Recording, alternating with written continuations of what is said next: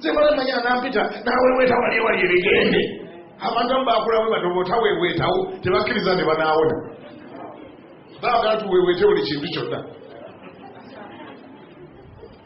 Kyobula mujja kufunira nnyo ebizibu mwabagala okuweewetebwa buli kaseera. Buli akusabira kagala kuteekeko emikolo. Kiri wano kaakati kati kintudde wano kati lwekitukulambe wenkwata. Bagambye nze nkuwonya amaanyi ga Katonda ge gakuwonya. Neweekola wente okugolosa omukono kikola kitya kigenda. Naye amani Erisa teyamuteekako yadde omukono ye yali azze nga amanyi balina omukola batya. Bw'omusajja wa Katonda alina omuyita eri munda mbw'ayingireyoko mbw'amuteekeko omukono mbw'ekigende kigende teyajja. Yatuma na Asha yagambye ayudawa yali wali mu lujja apaakinze endogo ennyingi nnyo n'embalaasi ennyingi nnyo bajjidde ku kitiibwa akuba alina ebigenge naye omusajja alina keyeekoledde ajidde mu convoy nabuga ategere omugambe nti kakati convoy size zifuga wano aziwete bulungi nnyo agende ku mugga Yoludaani tuli wano mu kitundu kyaffe gy'abaagwa nga bweyinyikamu for 7 times bw'avambwaddamu gwe bagamba no General Sebo Lupembe Lieutenant Colonel Nayaman omusajja nga byalagidde agende nga bwagwa mu kiki oba omanyi kye bayita ekidiba gwe omanyi omuntu okulagira nti ogewedde wali ennamuŋŋoona wano mu mazzi gawo bagayita batya olubigi olaga nti genda n'olwa Lupembe bwo bonna n'obwa Lieutenant Colonel bwo bonna n'obwa General bwo nga bw'ogwa muli bw'ovaamu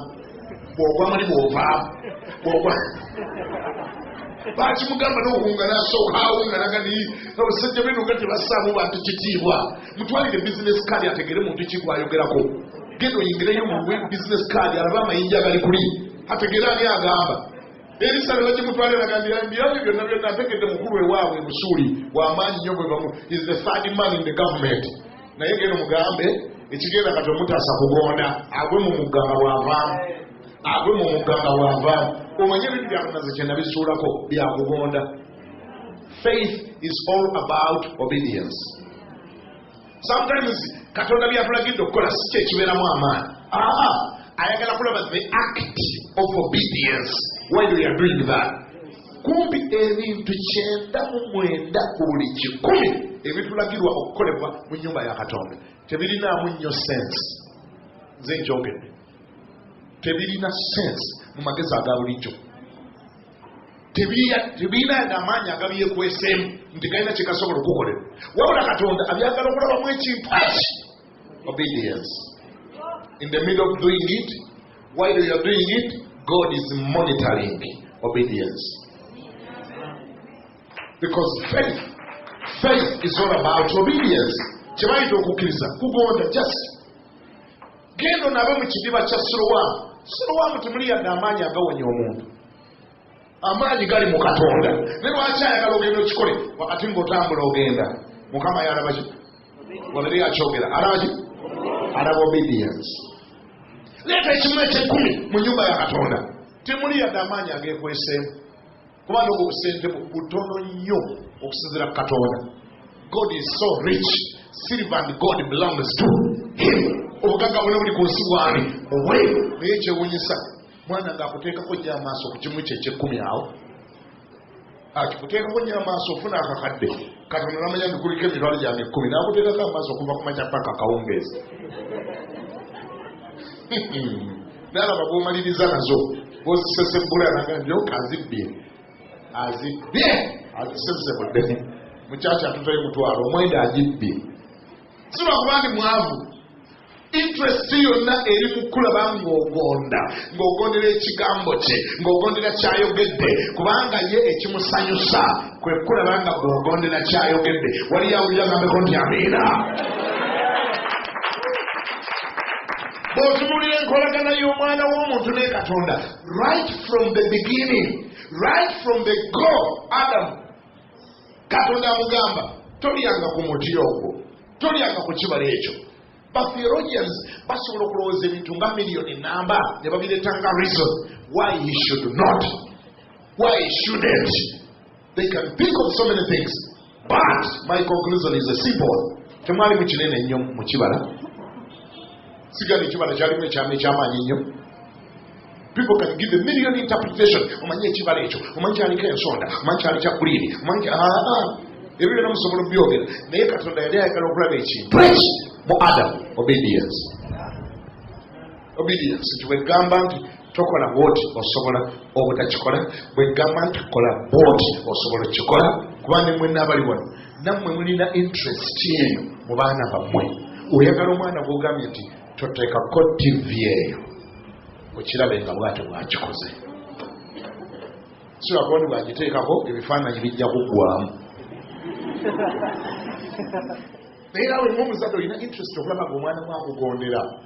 Era bwangonga togiteekako nosanga agitaddeko, owulira nga kamunguluza akukwata, owulira obusolosozo bw'okutambula. Nukati mwana umwe agamba ati anjogera ekintu ne kitakola. Omwana kubanga n'abaana bonna abalibeera abazibu batandikira ku obwo obuntu obutono ennyo bwe baganye okukola nga bakyali bato. Wali akitegedde kyenjogedde? Abazadde abagezi lwaki olaba ng'alemera ku mwana namugaa nikugambye ojja kukola kyeŋŋambye. Lwaki? He's trying to save the future. He's concerned about the future. Kubanga omwana atwala siringi 10 n'alujja ku mmeeza nga tolumuwadde n'alutwala. Aba amaze okukulaga nti bw'anaakula n'ekyapa ajja kitwala. Era bw'olanga ajjalira ku 10 teweewuunyanga. Era tojjanga mu kansolingi ng'osambagala. Musumba nsabirako omwana anfuukidde ekisolo. Ekyapa tekitwala mu banka n'akiwaayo. Kati banka ezeetwala nnyumba. Kasita walaga ajjalira ku 10 bwe yalutwala n'otanyega. Notamulaga nti kibi, notamurebukinga. Kati kebera oluvannyuma lw'emyaka 2 kebera wotereka ekyapa. Olaba buli kisangawo.